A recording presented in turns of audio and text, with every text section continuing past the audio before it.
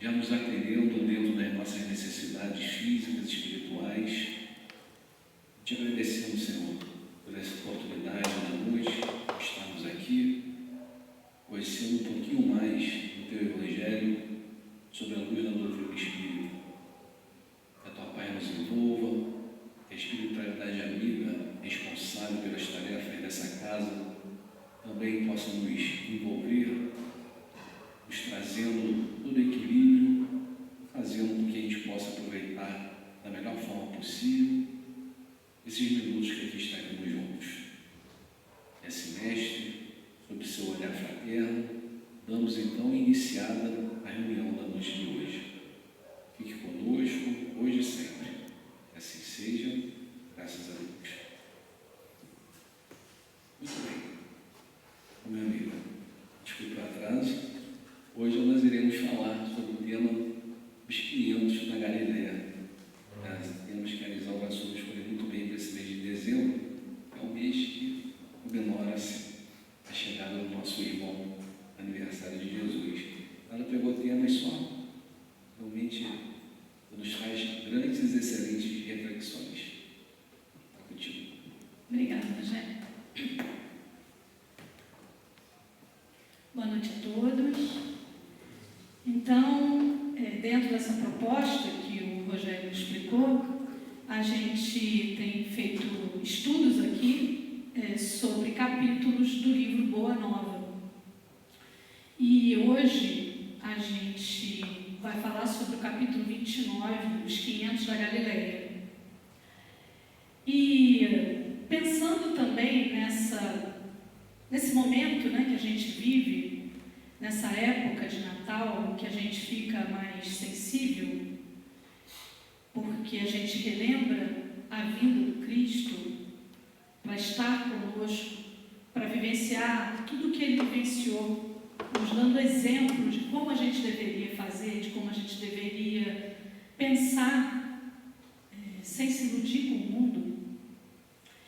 E especialmente porque hoje é a última quarta-feira, né, de palestras de 2024, porque na semana que vem é dia 25 e na outra, já é até dia 1º, né, nem vai ser ainda a palestra. Então, tudo isso, né, quando a gente está estudando, tudo isso vem à tona, porque não tem como a gente não se emocionar mesmo com tudo.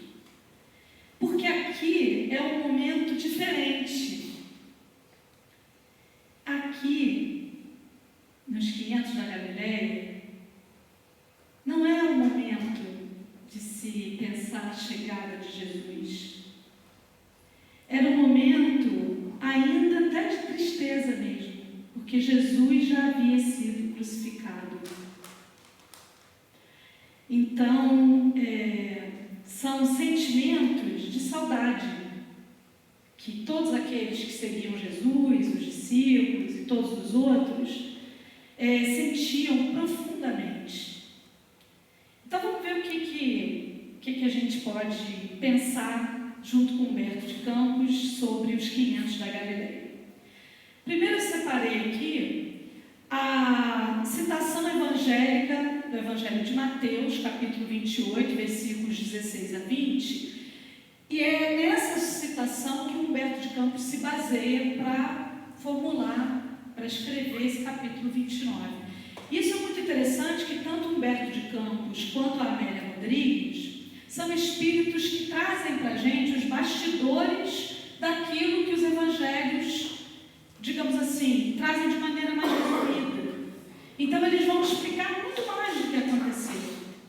Então no Evangelho de Mateus vem dizendo que os 11 discípulos partiram para a Galileia, para o monte que Jesus lhes ordenara. E aí a gente precisa lembrar que um pouquinho antes, no versículo 10, está escrito isso, né? Que Jesus disse: ide e anunciai aos meus irmãos a fim de que partam para a Galileia e lá me verão.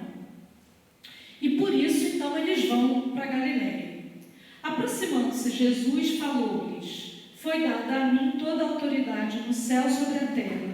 Portanto, ide e tornai discípulos de todas as nações, mergulhando-os em nome do Pai, do Filho e do Espírito Santo, ensinando-os a guardar todas as coisas que vos ordenei, e eis que estou convosco todos os dias até a consumação da era. Essa é a tradução do Haroldo Dutra Dias, né, que está nesse livro, que está aqui a imagem dele. Bem, essa é a passagem do Evangelho. E a primeira coisa que a gente vai pensar é que a gente está falando já de Jesus após a crucificação, numa aparição dele, numa de algumas aparições logo após a sua morte, né, do seu corpo. E nesse momento, eu quero trazer Leon Denis, que diz para a gente que essa alma poderosa, né, Jesus, não poderia ser aprisionada em nenhum túmulo. Porque se estamos falando aqui no momento de luto daqueles que os seguiam, daqueles que comungavam dos seus ideais, dos seus parentes, se estamos falando desse momento, eu acho que a primeira coisa que a gente precisa pensar é nos nossos momentos de luto.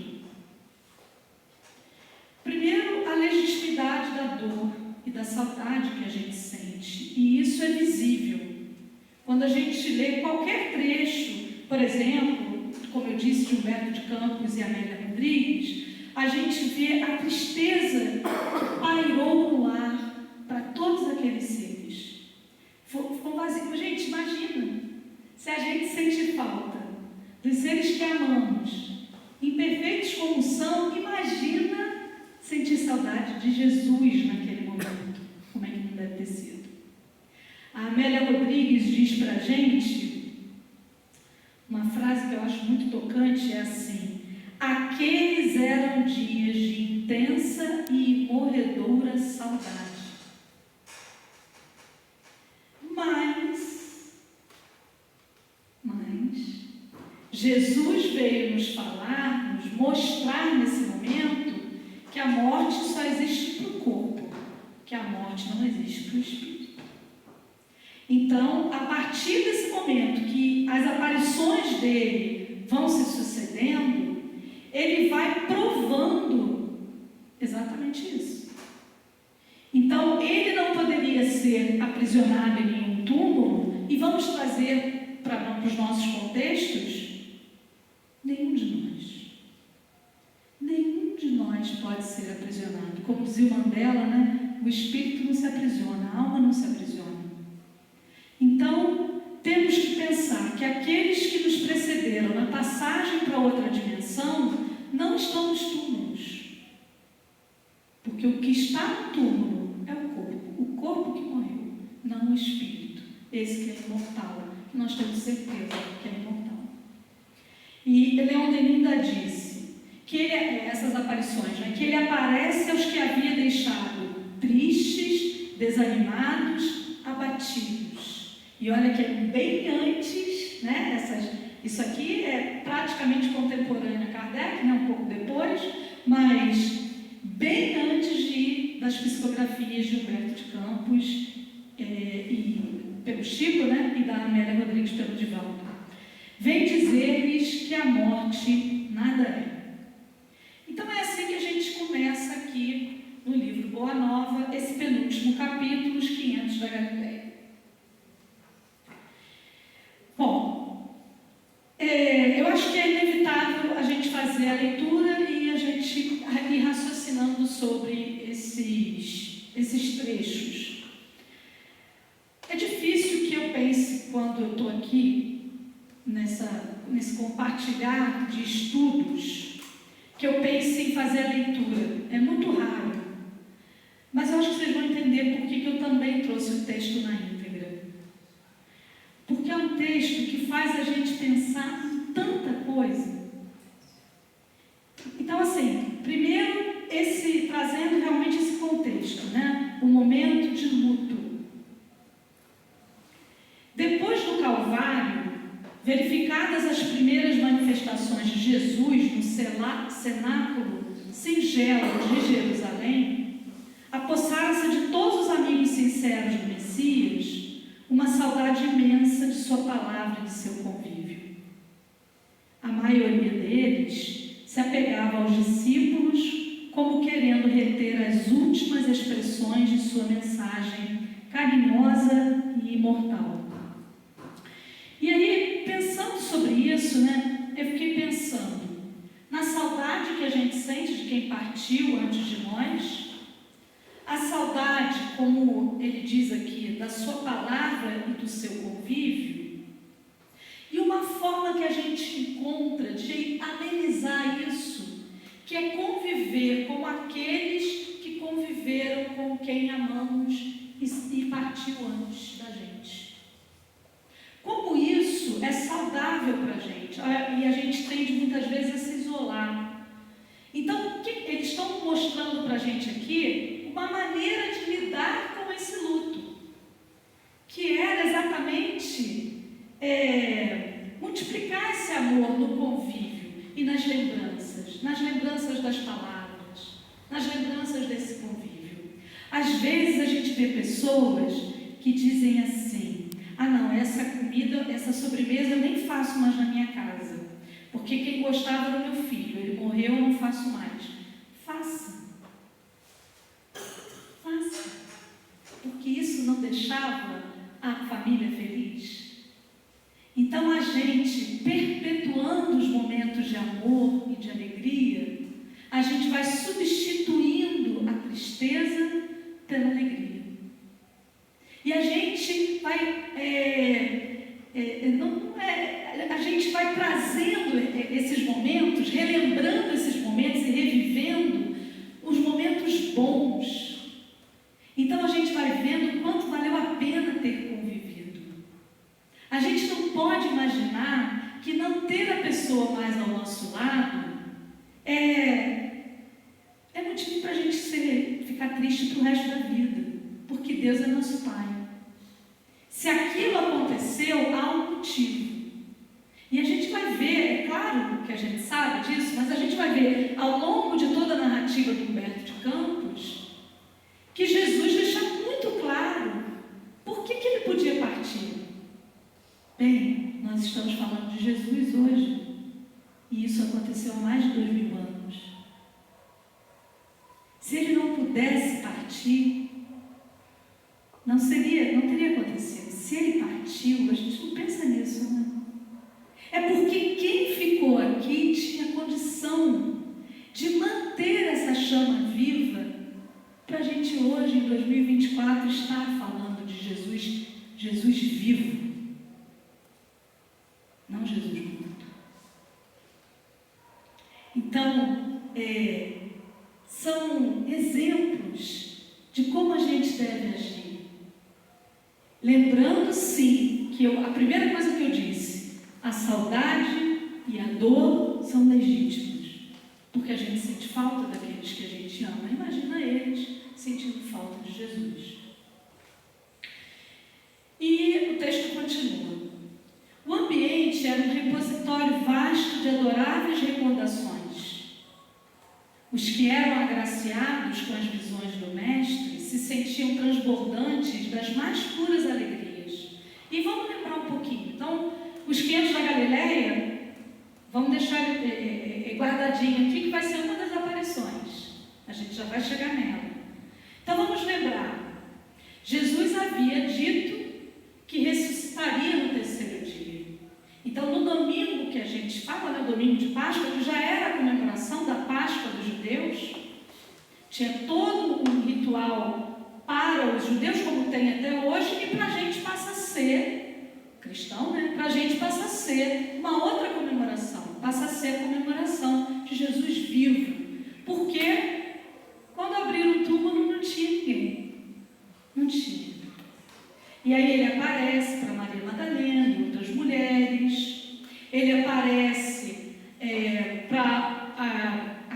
essa aqui é uma cena que retrata o caminho de Emaús. Então ele aparece para 2 discípulos que estavam na estrada, que não o reconheceram naquele momento, e só quando vão albergá-lo e que ele parte o pão é que eles percebem que era a forma como Jesus fazia.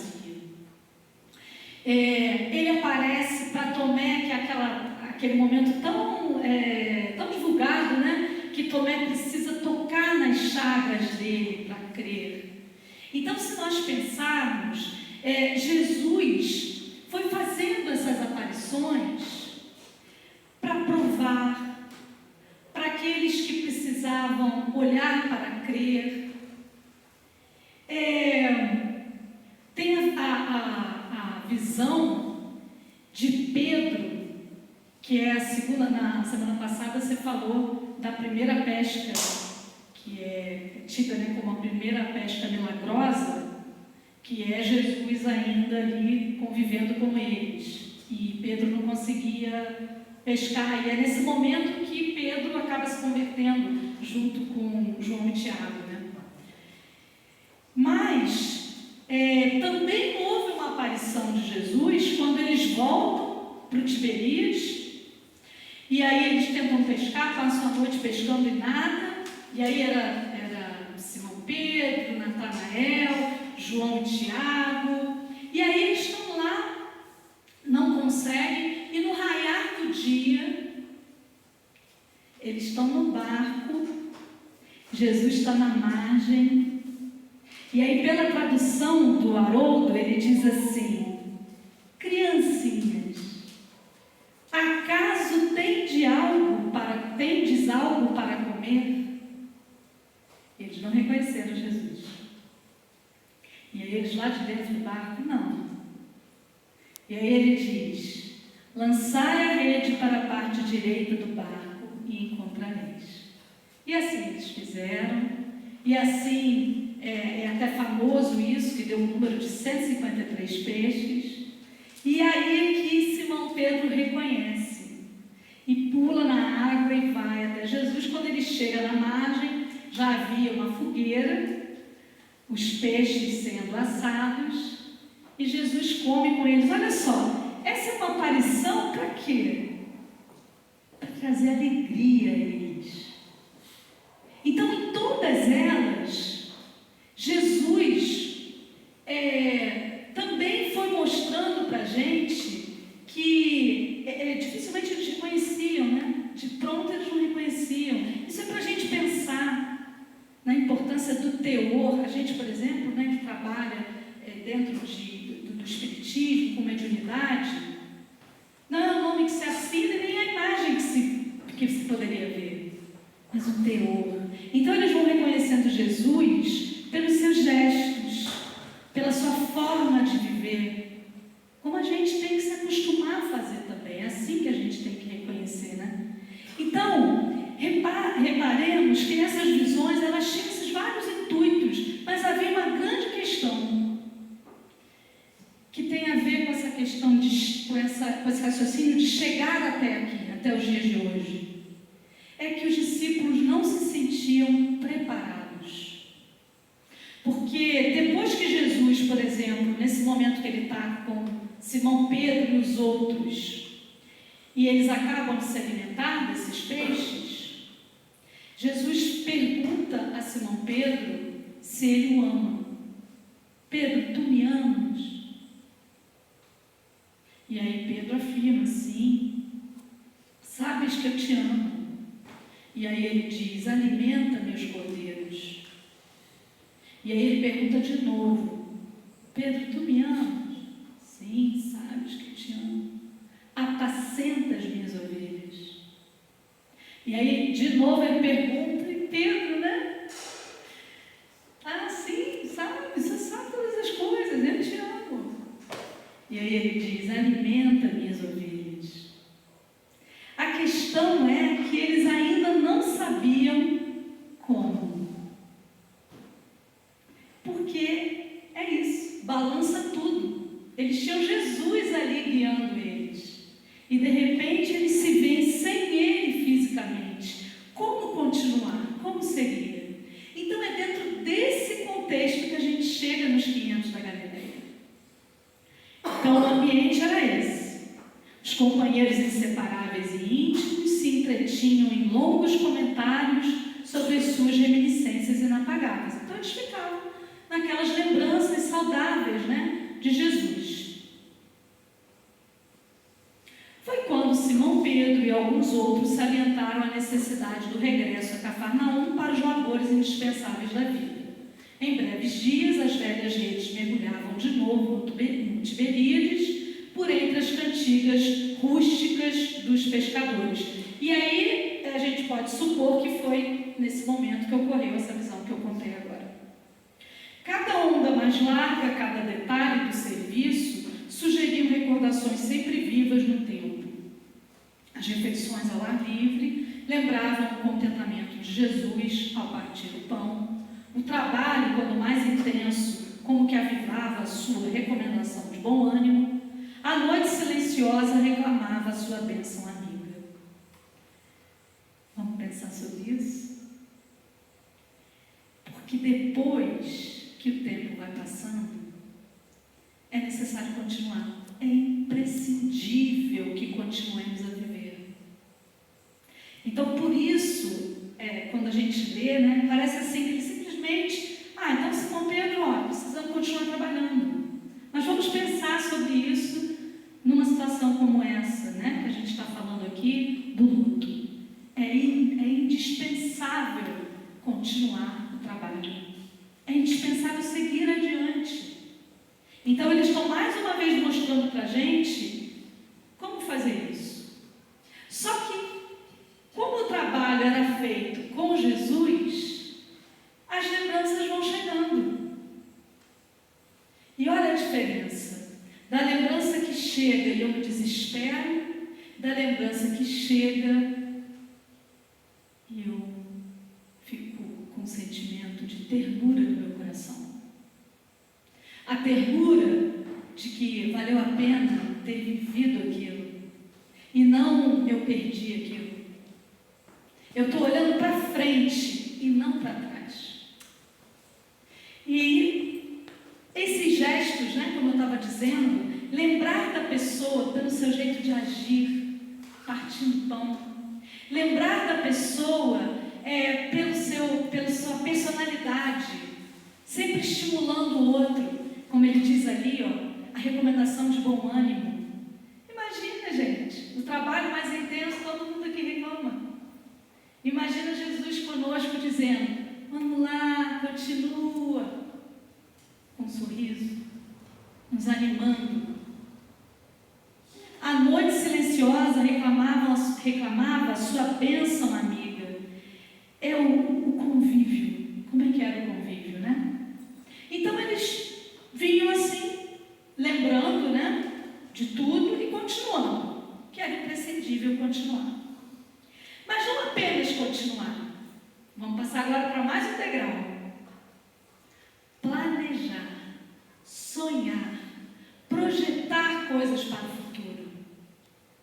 Então, a gente vem de um sentimento de perda para já pensar em construir alguma coisa a partir de tudo aquilo que se aprendeu com a pessoa. E estamos falando de Jesus. Então, embebidos na poesia da natureza, os apóstolos organizavam os mais elevados projetos com relação ao futuro do Evangelho. A residência modesta de Cefas, Pedro, né? Obedecendo às tradições dos primitivos ensinamentos, continuava a ser o parlamento amistoso. Quando a gente pega aquele livro Jesus no Lar, o capítulo número 1, fala que ali na casa de Pedro foi inaugurado o primeiro culto do Evangelho no Lar. Então, essa casa, esse lugar, continuou a ser o lugar dessas reuniões de conversas edificadas, de estudos edificados. E aqui ele já diz para a gente, de planejamento do futuro, onde cada um expunha os seus princípios e as suas confidências mais recônditas. Mas ao pé do monte, onde o Cristo se fizera ouvir algumas vezes, exalçando as belezas do reino de Deus e da sua justiça, reuniam-se invariavelmente todos os antigos seguidores mais fiéis que se haviam habituado ao doce alimento de sua palavra inesquecível. Os discípulos não eram estranhos a essas rememorações carinhosas e, ao cair da tarde, acompanhavam a pequena corrente popular pela via das recordações afetuosas.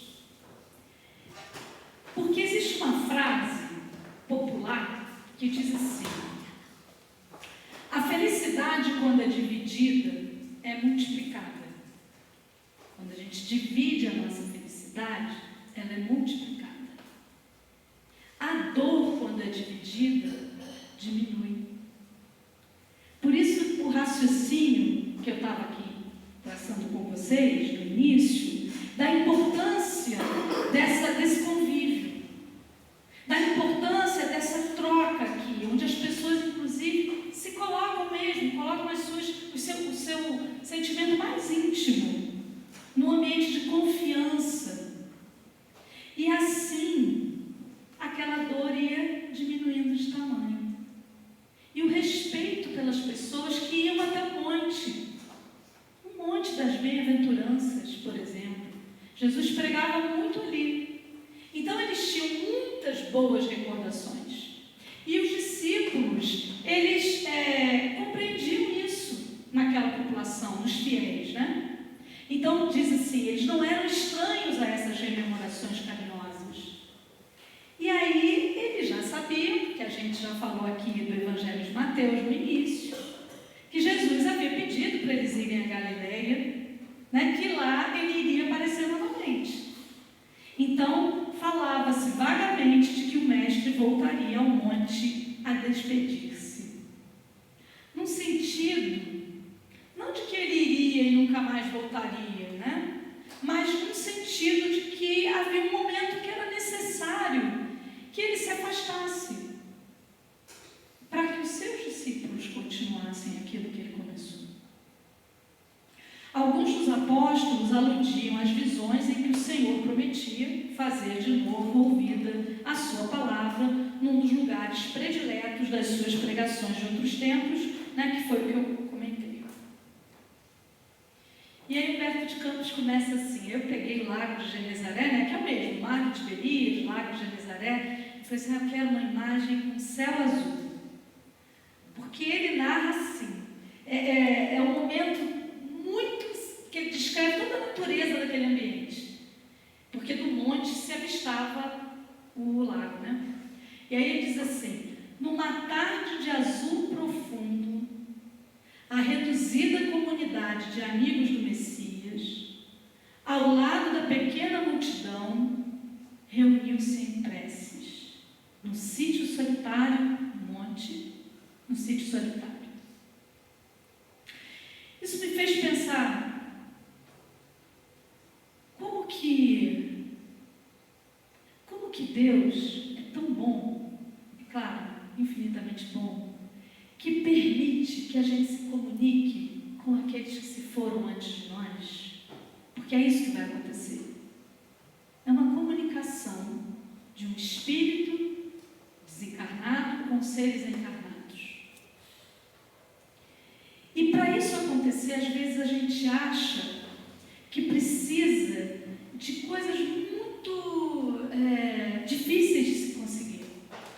Mas a gente está falando aqui de seres com profundo amor por esse ser, num lugar de muita harmonia, com vibrações boas, e eles com vibrações ainda mais elevadas, porque estavam em prece.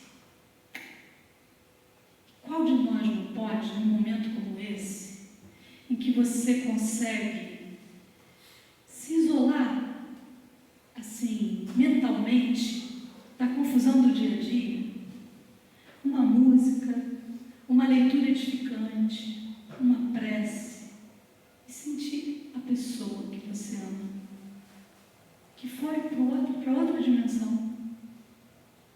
Você é capaz até de ver, talvez, de ouvir.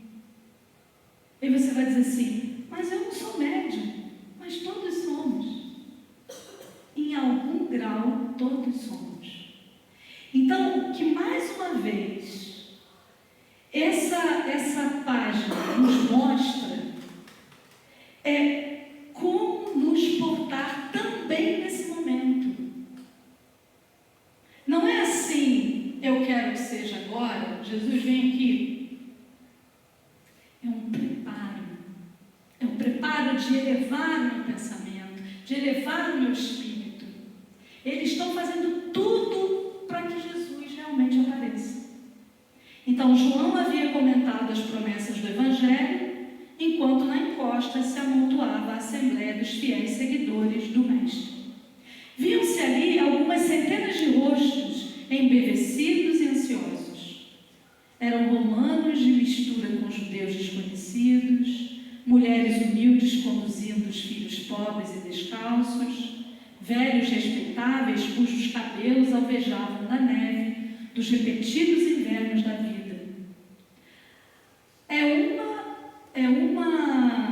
É uma só língua, que é a língua do Evangelho, né? É a língua do amor. É sobre isso, é isso que reúne tantos, que deve reunir todos nós, a humanidade. Mais uma vez.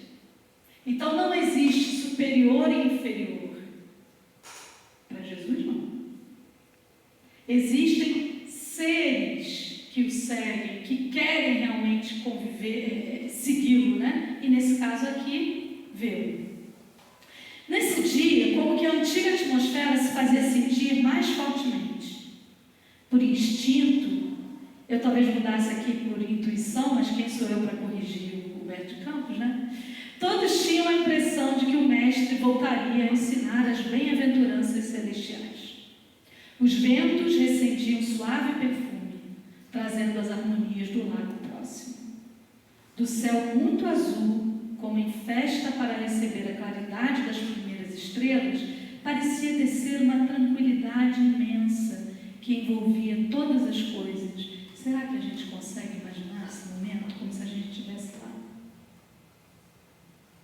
Então, o céu, o vento, a brisa do lago chegando e toda aquela vibração de paz emitida pelas preces dessas pessoas, e ele veio. Foi nesses instantes de indizível grandiosidade que a figura do Cristo assomou no cume iluminado pelos derradeiros raios do sol. E no Evangelho é exatamente assim, ele aparece elevado do chão e com uma luminosidade própria. Né? Era ele. Era ele. Então agora a gente não está falando de uma aparição para poucas pessoas. A gente está falando de uma aparição para cerca de 500 pessoas. Seu sorriso desabrochava tão meigo como ao tempo glorioso de suas primeiras pregações. Mas de todo o seu vulto se irradiava luz tão intensa que os mais fortes dobraram os joelhos. Alguns soluçavam de júbilo, presas das emoções mais belas de sua vida. As mãos do Mestre tomaram a atitude de quem abençoava, enquanto um divino silêncio parecia penetrar a alma das coisas. A palavra articulada não tomou parte naquele banquete de luz imaterial. Isso só vem reforçar o que eu acabei de comentar. Foi tudo aqui pelo pensamento, por essa linguagem universal que é a linguagem do amor. Todos, porém, lhe perceberam a amorosa despedida, conforme eu comentei, né, nesse sentido, e no mais íntimo da alma lhe ouviram a exortação magnânima e profunda. Amados, a cada um se afigurou escutar na câmara secreta do coração. Eis que retomo a vida em meu Pai para regressar à luz do meu reino. Enviei meus discípulos como ovelhas ao meio de lobos e vos recomendo que lhes sigais os passos no escabroso caminho. Depois deles, é a vós que confio a tarefa.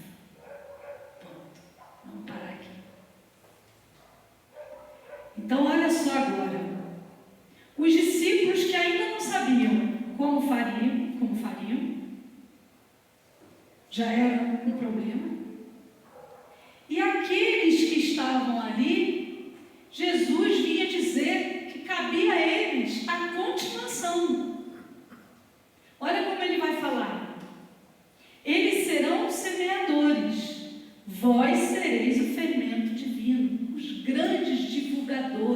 os que vão fazer essa massa crescer são os grandes divulgadores.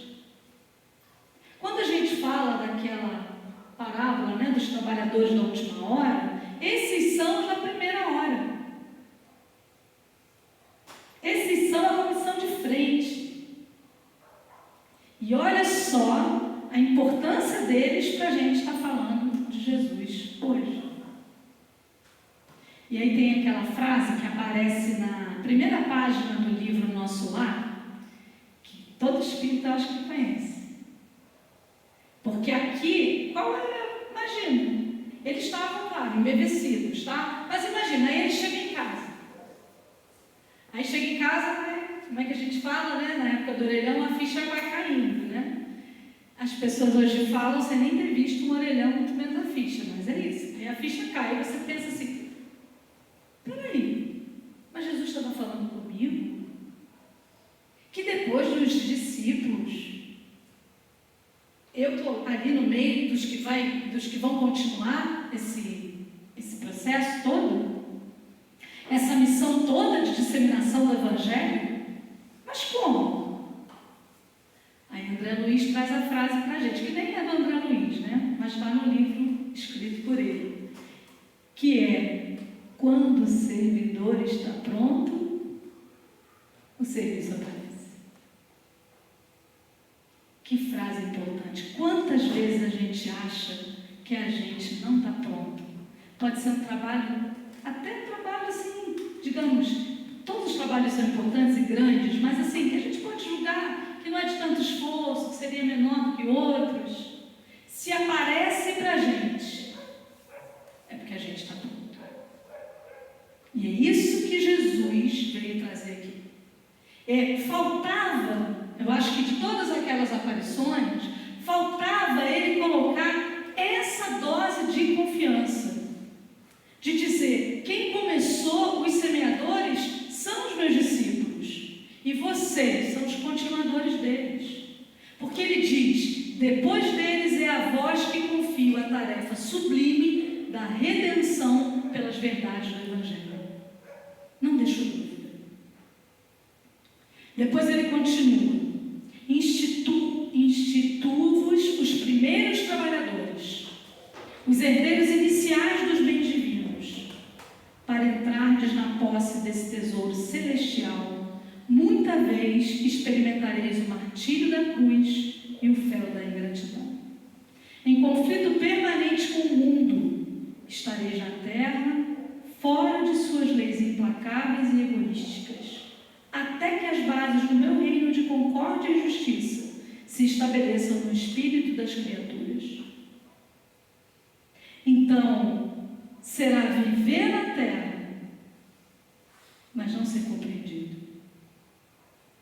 Porque essas pessoas, elas já tinham o entendimento de que o reino de Deus, como diz Bezerra de Menezes, não é daqui, mas é aqui que ele começa, num sentido de que é aqui que a gente vai, pelas lutas do dia a dia, depurando o nosso espírito. Esse espírito imortal, que vai deixar essa carne, essa carcaça aqui, que foi muito importante pelo aprendizado todo que nos proporcionou, mas que isso vai ficar e a gente vai continuar. Então, é passar pela vida sem ser compreendido pelo mundo. Porque não se vive por esse mundo, né? Negai-vos a vós mesmos, como neguei a minha própria vontade na execução dos desígnios de Deus, e tomai a vossa cruz para seguir. Então, são os grandes testemunhos. Seguir Jesus não vai ser ter facilidade, muito pelo contrário, né? Vai ser ter que dar os testemunhos. Séculos de luta vos esperam na estrada universal. E aí, se a gente tivesse aquelas câmeras que fazem uma filmagem rápida, vamos lá, estamos naquele momento, pouco depois da crucificação, passa o tempo, chega até hoje. Olha esses séculos de luta na estrada universal.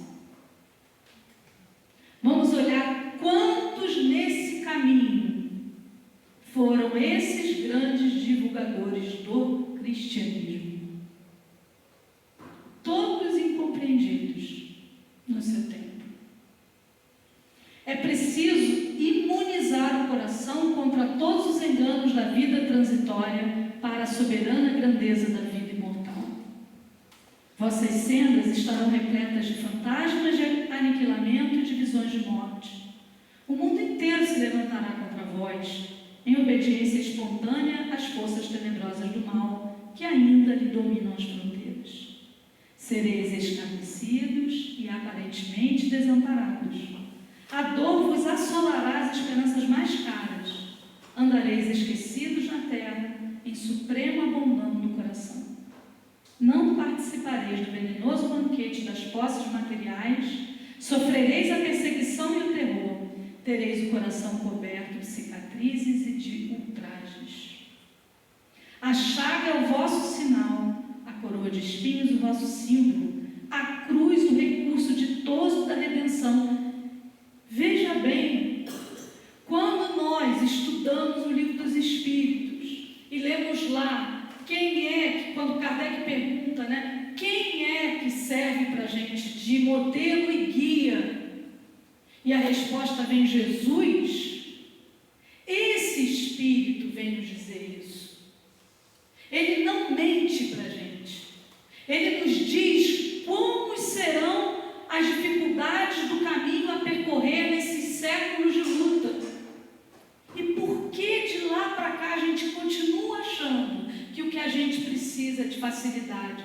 Com a facilidade a gente não vai crescer. Seguir Jesus é entender isso que ele fala, porque foi isso que ele fez. Esse é o modelo e guia. O modelo é o que a gente olha para imitar. Então, se eu vou imitar, eu não posso imitar diferente. É compreender isso.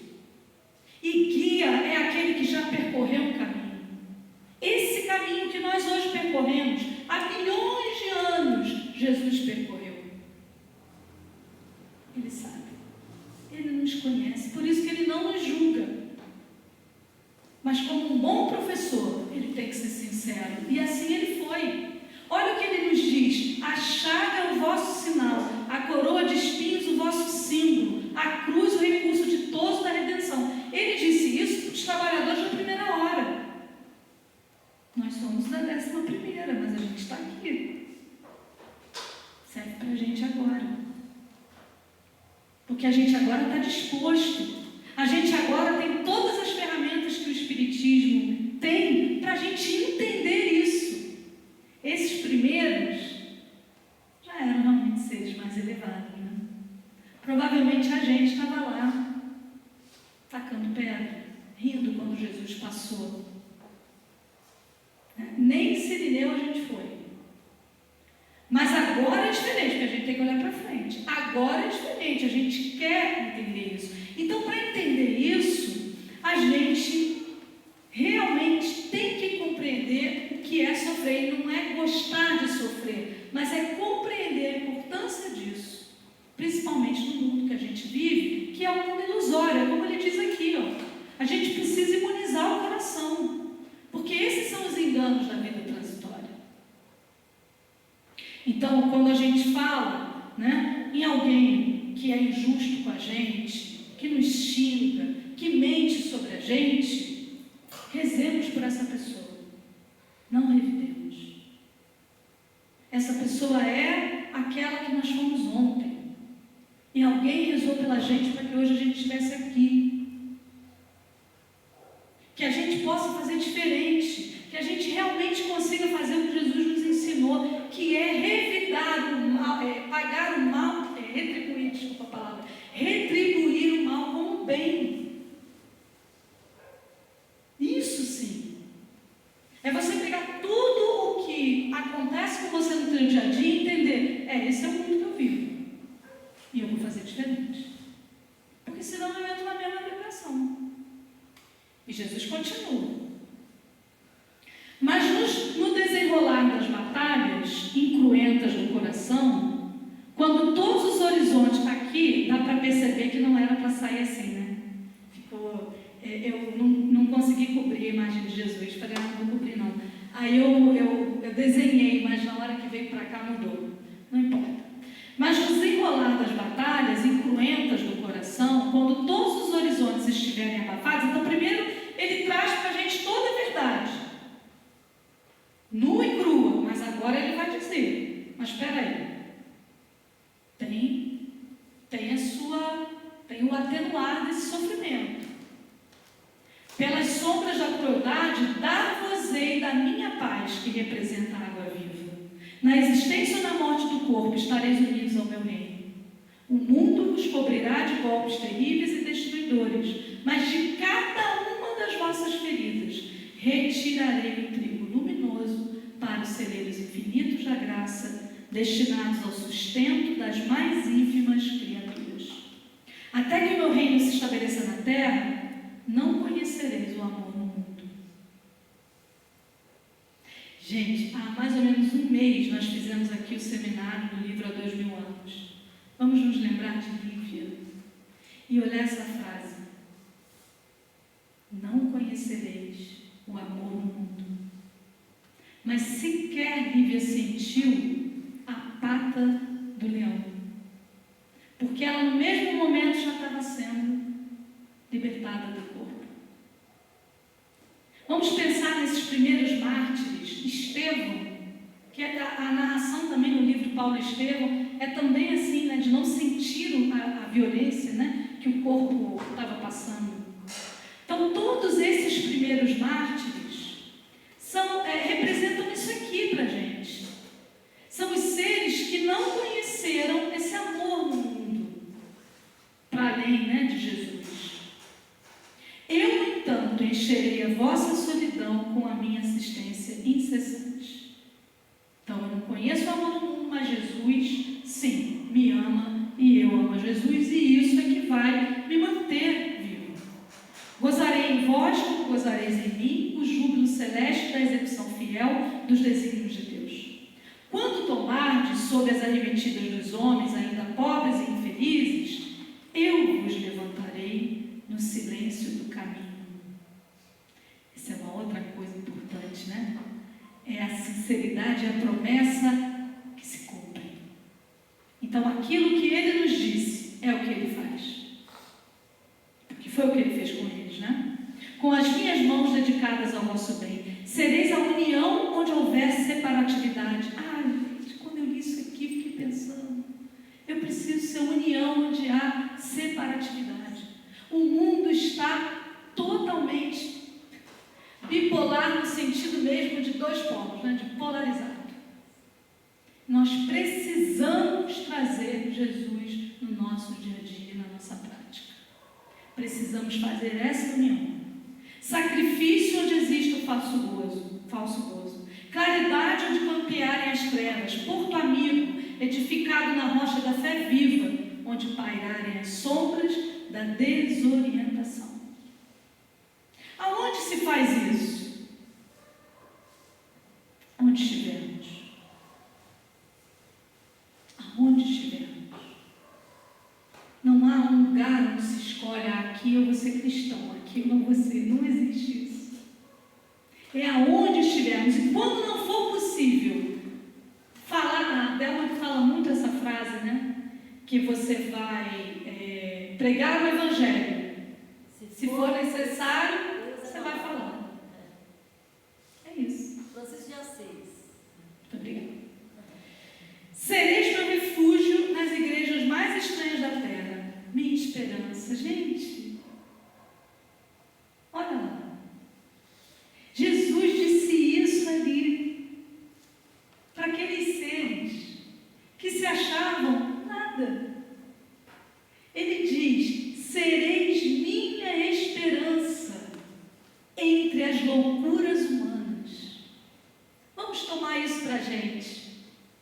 Minha verdade onde se perturbar a ciência incompleta do mundo.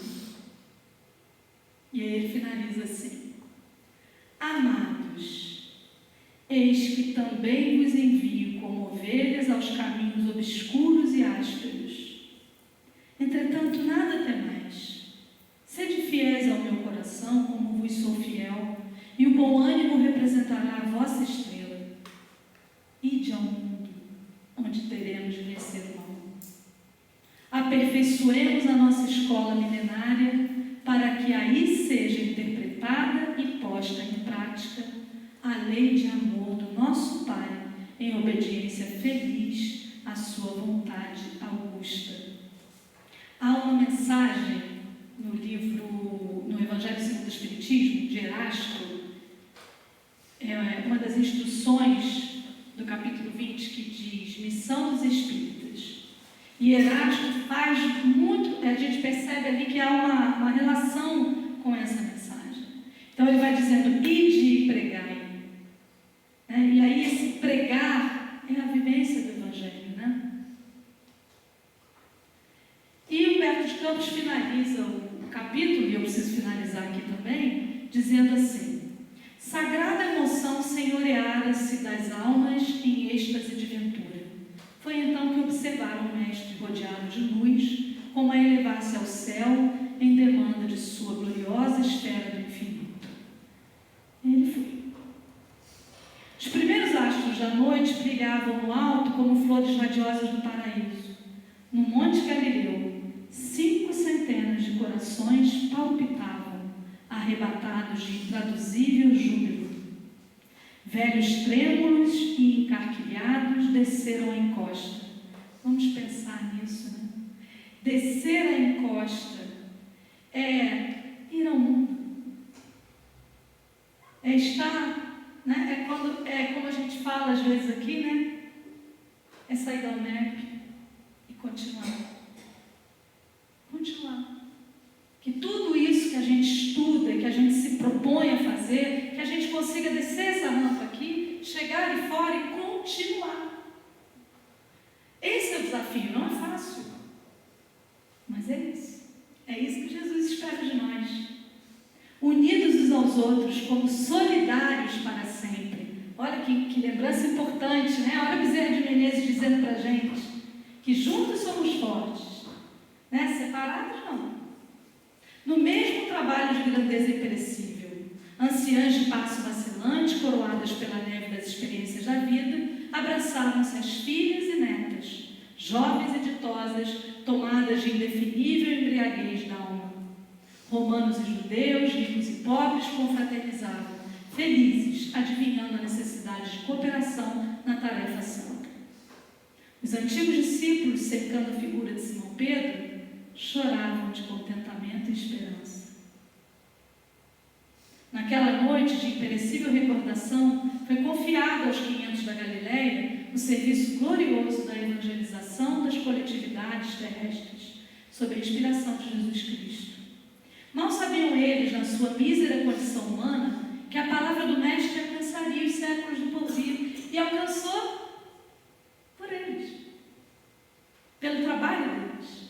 E foi assim que, representando o fermento renovador do mundo, eles reencarnaram em todos os tempos, nos mais diversos climas religiosos e políticos do planeta, ensinando a verdade e abrindo novos caminhos de luz através dos bastidores eternos do tempo. Foram eles os primeiros a transmitir a sagrada vibração de coragem e confiança aos que tombaram nos campos do martírio, semeando a fé no coração pervertido das criaturas.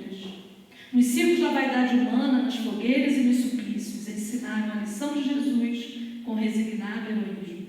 Nas artes e nas ciências, plantaram concepções novas de desprendimento do mundo e de belezas do céu.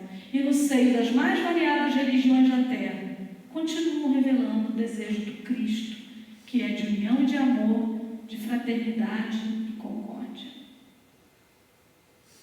Na qualidade de discípulos sinceros e bem-amados, desceram aos abismos mais tenebrosos, redimindo o mal com os seus sacrifícios purificadores, convertendo com as luzes do Evangelho a corrente da redenção os espíritos mais empedernidos.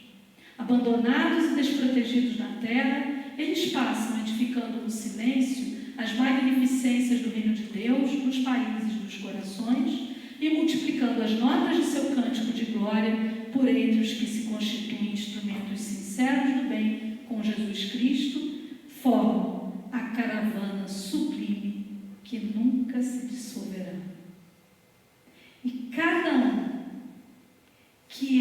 tocado pelo exemplo de um ser, aumenta a caravana. E Jesus deposita em nós as esperanças de que sejamos os continuadores dessa caravana. Que esse momento do Natal, ele nos traga essas reflexões de como estamos no mundo. O mundo conosco a gente não vai conseguir controlar, mas a nossa forma de responder ao mundo depende da gente. Que esse Natal, ele seja um Natal especial, onde Jesus nasça em nós, e que seja assim todos os dias. Que a gente consiga que seja Natal em nossos corações todos os dias, como a gente cantou aqui na música no final da evangelização há algumas semanas. Que seja uma época de balanço, né? Onde a gente, quando muda de um ano para o outro, faz esse balanço, mas que a gente acredite em tudo isso que a gente estuda aqui, que a gente vem aqui, se propõe a melhorar, para que a gente realmente consiga colocar em prática, com muito amor, com muito carinho, com muita esperança. E lembrando,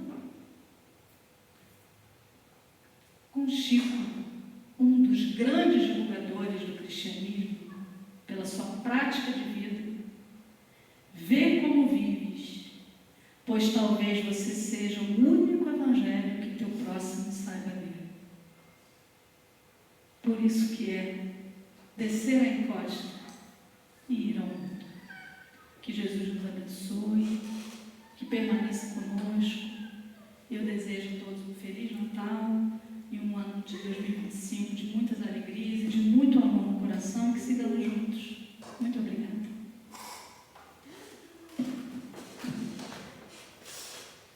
Nós que te agradecemos a sua exposição, falar de Jesus é sempre muito bom, né? E esse dever de casa que a Isaura nos passou no mês de dezembro foi temas, né, sobre esse livro Boa Nova. Realmente é um livro maravilhoso, gente. Traz narrativas de várias passagens do Evangelho de Jesus, seus apóstolos, Maria, e principalmente a Joana de Cusa, que a gente extrai ali uma sensibilidade tão grande que é muito difícil a gente não consiga chegar no final de uma leitura de um capítulo com os olhos lacrimejantes. Muito bom. Fica aí a dica para vocês. Então vamos fazer a nossa prece de encerramento. E como eu falei, falar em Jesus é tão bom, né? Vamos fechar os olhos e imaginar. Não só que o nosso pensamento vai além da imaginação, mas ter a certeza que Jesus está aqui agora,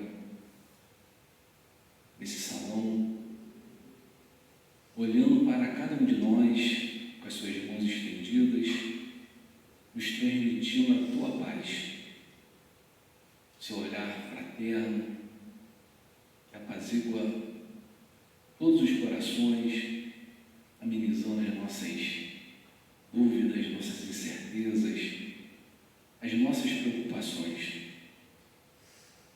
Que as tuas mãos, Senhor Jesus, possa realmente pairar sobre nossas cabeças, fazendo que possamos refletir tudo que foi falado na noite de hoje, sobre os seus ensinamentos, sobre o teu Evangelho, Senhor. Que possamos colocar em prática exatamente tudo que nós buscamos nas páginas dessa obra maravilhosa que seus apóstolos deixaram para nós. E assim, Mestre querido, envolvido no teu amor, na tua paz, que possamos nos manter assim, em total equilíbrio, nos dias que não nos serão permitidos. Pedimos